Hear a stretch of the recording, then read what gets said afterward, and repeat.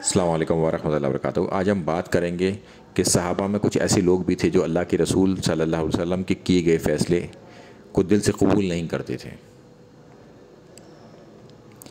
ایک بار ایک انصاری صحابی کا جھگڑا حضرت زبیر سے ہوا، جو کہ عشرہ مبشرہ صحابی ہیں، یعنی کہ 10 جنتی صحابیوں میں سے ایک۔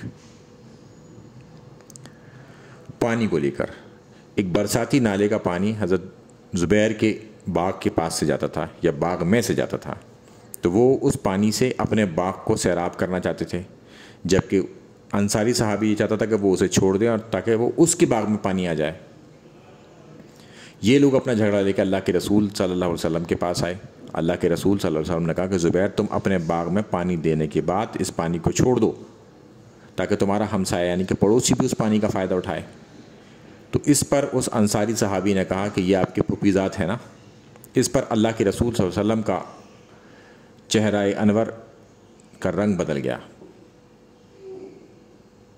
اور انہوں نے کہا کہ زبیر، اب تم اس پانی کو اپنے باغ میں اتنی دیر تک رکھو تاکہ جو تم نے پیڑوں کے پاس جو گڈھے کر رکھے ہیں اس کی میڑ کو نہ توڑ دے۔ حضرت زبیر سمجھ گئے، انہوں نے کہا کہ قرآن کی یہ آیت ان لوگوں کے بارے میں آئی تھی، اور اب میں وہ آیت آپ کو دکھا دیتا ہوں کہ اللہ تعالیٰ فرماتا ہے کہ اے محمد، تمہارے رب کی قسم، کبھی مومن نہیں ہو سکتے جب تک کہ وہ اپنے اختلاف میں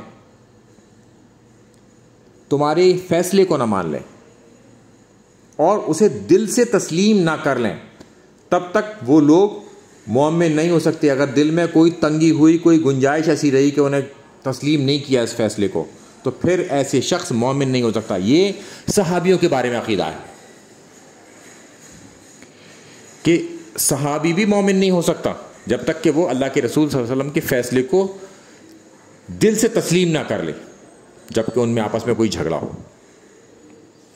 تو صحابی بھی موجود اللہ کے رسول صلی اللہ علیہ وسلم کے سامنے، عشرہ مبشرہ صحابی سے جھگڑا بھی، اللہ کے رسول صلی اللہ علیہ وسلم نے فیصلہ بھی کر لیا، اس کے باوجود بھی دل میں تنگی تھی اس صحابی کے، اور اس نے کہا کہ یہ آپ کے پھوپھی ذات ہے نا۔